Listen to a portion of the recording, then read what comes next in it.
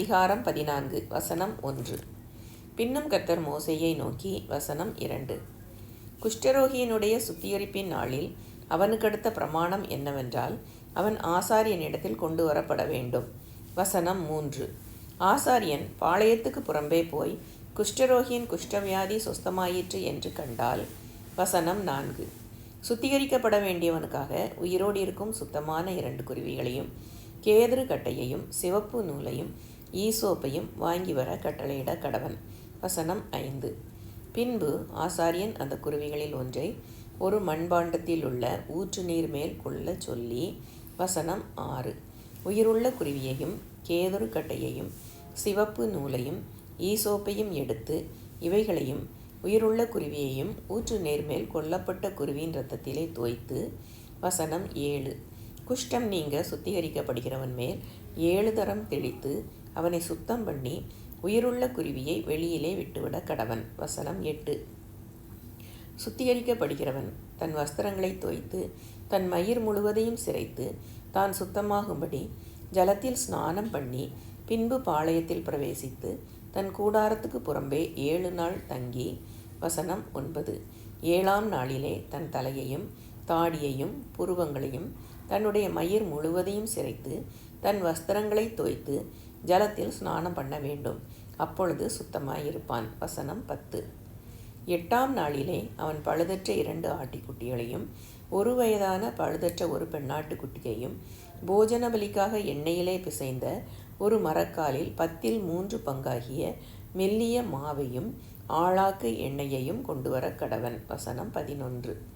சுத்திகரிக்கிற ஆசாரியன் சுத்திகரிக்கப்படும் மனிதனையும் அவ்வஸ்துக்களையும் ஆசரிப்பு கூடார வாசலிலே கர்த்தருடைய சந்நிதியில் நிறுத்த கடவன். வசனம் 12. பின்பு ஆசாரியன் ஒரு ஆட்டுக்குட்டியை பிடித்து அதையும் அந்த ஆழாக்கு எண்ணெயையும் குற்ற நிவாரண பலியாக கொண்டு வந்து கர்த்தருடைய சந்நிதியில் அசைவாட்டும் பலியாக அசைவாட்டி. வசனம் 13. பாவ நிவாரண பலியும் சர்வாங்க தகன பலியும் இடும் பரிசுத்த ஸ்தலத்திலே அந்த ஆட்டுக்குட்டியை கொல்ல கடவன். குற்ற நிவாரண பலி பாவ நிவாரண பலியைப் போல ஆசாரியனுக்கு உரியது, அது மகா பரிசுத்தமானது. வசனம் 14. அந்த குற்ற நிவாரண பலியின் இரத்தத்தில் ஆசாரியன் கொஞ்சம் எடுத்து சுத்திகரிக்கப்படுகிறவன் வலது காதின் மடலிலும் அவன் வலது கையின் பெருவிரலிலும் வலது காலின் பெருவிரலிலும் பூசக்கடவன். வசனம் 15. பின்பு ஆசாரியன் அந்த ஆழாக்கு எண்ணெயிலே கொஞ்சம் தன் இடது கையில் வார்த்து. வசனம் 16. தன் இடது கையில் உள்ள எண்ணெயில் தன் வலது கையின் விரலை தோய்த்து தன் விரலினால் 7 தரம் அந்த எண்ணெயில் எடுத்து கர்த்தருடைய சந்நிதியில் தெளித்து. வசனம் 17. தன் உள்ளங்கையில் இருக்கிற மீதியான எண்ணெயிலே கொஞ்சம் எடுத்து சுத்திகரிக்கப்படுகிறவன் வலது காலின் மடலிலும் அவன் வலது கையின் பெருவிரலிலும் வலது காலின் பெருவிரலிலும் முந்த பூசியிருக்கிற குற்ற நிவாரண பலியினுடைய இரத்தத்தின் மேல் பூசி. வசனம் 18. தன் உள்ளங்கையில் இருக்கிற மீதியான எண்ணெயை சுத்திகரிக்கப்படுகிறவன் தலையிலே வார்த்து கர்த்தருடைய சந்நிதியில் அவனுக்காக பாவ நிவிர்த்தி செய்ய கடவன். வசனம் 19. ஆசாரியன் பாவ நிவாரண பலியையும் செலுத்தி சுத்திகரிக்கப்படுகிறவனின் தீட்டு நீங்க அவனுக்கு பாவ நிவிர்த்தி செய்து பின்பு சர்வாங்க தகன பலியை கொன்று. வசனம் 20. சர்வாங்க தகன பலியையும் போஜன பலியையும் பலிபீடத்தின் மேல் வைத்து அவனுக்காக பாவ நிவிர்த்தி செய்ய கடவன். அப்பொழுது அவன் சுத்தமாயிருப்பான். வசனம் 21. அவன் இம்மாத்திரம் செய்ய திராணியற்ற தரித்திரனாயிருந்தால் அவன் தன் பாவ நிவிர்த்திக்கென்று அசைவாட்டும் நிவாரண பலியாக ஒரு ஆட்டுக்குட்டியையும் போஜன பலிக்கு எண்ணெயில் பிசைந்த ஒரு மரக்கால் மெல்லிய மாவிலே 10 பங்கையும் ஆழாக்கு எண்ணெயையும். வசனம் 22. தன் திராணிக்கு தக்கபடி 2 காட்டு புறாக்களையாவது 2 புறா குஞ்சுகளையாவது ஒன்று பாவ நிவாரண பலியாகவும் மற்றொன்று சர்வாங்க தகன பலியாகவும் செலுத்தும்படி வாங்கி. வசனம் 23. தான் சுத்திகரிக்கப்படும்படி 8ஆம் நாளில் ஆசரிப்பு கூடார வாசலிலே கர்த்தருடைய சந்நிதியில் ஆசாரியனிடத்துக்கு கொண்டு வருவானாக. வசனம் 24. அப்பொழுது ஆசாரியன் குற்ற நிவாரண பலிக்குரிய ஆட்டுக்குட்டியையும் அந்த ஆழாக்கு எண்ணெயையும் வாங்கி கர்த்தருடைய சந்நிதியில் அசைவாட்டும் போஜன பலியாக அசைவாட்டி. வசனம் 25. குற்ற நிவாரண பலிக்கான அந்த ஆட்டுக்குட்டியை கொன்று குற்ற நிவாரண பலியின் இரத்தத்தில் கொஞ்சம் எடுத்து சுத்திகரிக்கப்படுகிறவன் வலது காதின் மடலிலும் அவன் வலது கையின் பெருவிரலிலும் வலது காலின் பெருவிரலிலும் பூசி. வசனம் 26. அந்த எண்ணெயிலே கொஞ்சம் தன் இடது கையில் வார்த்து. வசனம் 27. தன் இடது கையில் உள்ள எண்ணெயிலே தன் வலது விரலை தோய்த்து கர்த்தருடைய சந்நிதியில் 7 தரம் தெளித்து. வசனம் 28. தன் உள்ளங்கையில் இருக்கிற எண்ணெயில் கொஞ்சம் எடுத்து சுத்திகரிக்கப்படுகிறவன் வலது காதின் மடலிலும் அவன் வலது கையின் பெருவிரலிலும் வலது காலின் பெருவிரலிலும் குற்ற நிவாரண பலியின் இரத்தம் பூசியிருக்கிற இடத்தின் மேல் பூசி. வசனம் 29. தன் உள்ளங்கையில் இருக்கிற மற்ற எண்ணெயை சுத்திகரிக்கப்படுகிறவன் தலையின் மேல் அவனுக்காக கர்த்தருடைய சந்நிதியில் பாவ நிவர்த்தி செய்யும்படி தடவி. வசனம் 30. பின்பு அவன் தன் திராணிக்கும் தகுதிக்கும் தக்கதாய் காட்டுப்புறாக்களையாவது புறா குஞ்சுகளையாவது கொண்டு வந்து. வசனம் 31. அவைகளில் ஒன்றை பாவ நிவாரண பலியும் மற்றொன்றை சர்வாங்க தகன பலியுமாக்கி போஜன பலியோடே கூட செலுத்தி, இப்படியே ஆசாரியன் சுத்திகரிக்கப்படுகிறவனுக்காக கர்த்தருடைய சந்நிதியில் பாவ நிவர்த்தி செய்ய கடவன். வசனம் 32. தன் சுத்திகரிப்புக்கு வேண்டியவைகளை சம்பாதிக்கக்கூடாத குஷ்டரோகியை குறித்த பிரமாணம் இதுவே என்றார். வசனம் 33. பின்னும் கர்த்தர் மோசேயையும் ஆரோனையும் நோக்கி.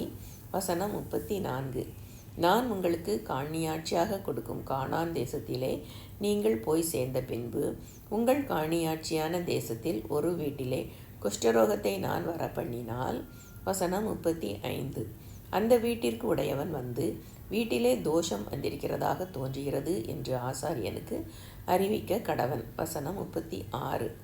அப்பொழுது வீட்டிலுள்ள யாவும் தீட்டுப்படாதபடிக்கு ஆசாரியன் அந்த தோஷத்தை பார்க்க போகும் முன்னே வீட்டை ஒளித்து வைக்கும்படி சொல்லி பின்பு வீட்டை பார்க்கும்படி போய். வசனம் 37.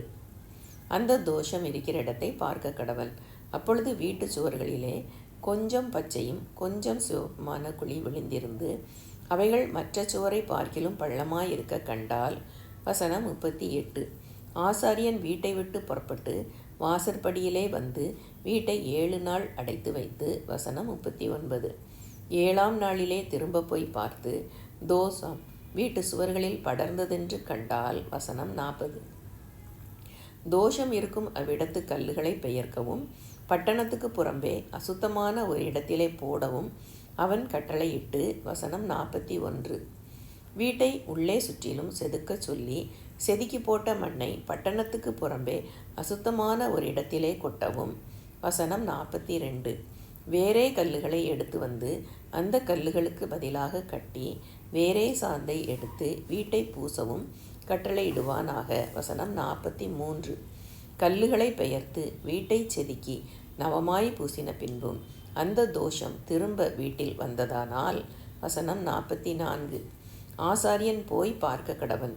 தோஷம் வீட்டில் படர்ந்ததானால் அது வீட்டை அரிக்கிற குஷ்டம், அது தீட்டாயிருக்கும். வசனம் 45.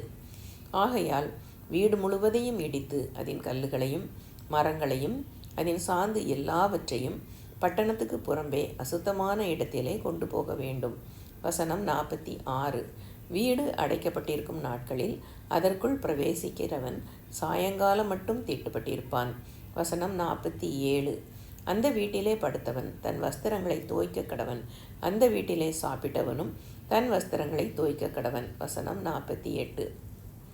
ஆசாரியன் திரும்ப வந்து வீடு பூசப்பட்ட பின்பு வீட்டிலே அந்த தோஷம் படரவில்லை என்று கண்டானேயாகில் தோஷம் நிவித்தியானபடியால் ஆசாரியன் அந்த வீட்டை சுத்தம் என்று தீர்க்க கடவன். வசனம் 49.